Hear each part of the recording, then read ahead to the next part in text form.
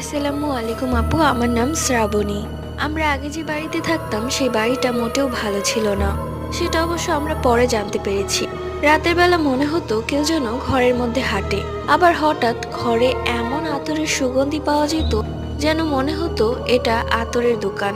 কোথা থেকে এই সুগন্ধি আসতো তা আমরা কেউই জানতাম না, কারণ তখন অনেক রাত এবং ঘরের দরজা জানালা সব বন্ধ করা ছিল। তারপরও এমন সুগন্ধি যে মাথা ব্যথা উঠে যেত। একদিন রাতে আমার ওয়াশরুমে যাওয়ার প্রয়োজন হয়, তাই আমি উঠে ওয়াশরুমে যাই। ওয়াশরুম থেকে বের হয়ে আমার চোখ যায় ফ্যানের দিকে। দেখি ফ্যানের মধ্যে কেউ গলায় ফাঁস দিয়ে ঝুলছে। এটা দেখে তো আমি এক চিৎকার দেই। চিৎকার দেওয়ার সাথে সাথে মা বাবা সবাই ঘুম থেকে উঠে যায় এবং দেখি ফ্যানের জায়গায় আছে, সেখানে কেউ নেই। এরকমটা ফ্যামিলির অনেক মেম্বারের সাথে হয়েছিল। পরবর্তীতে আমরা বাসাটি ছেড়ে দেই।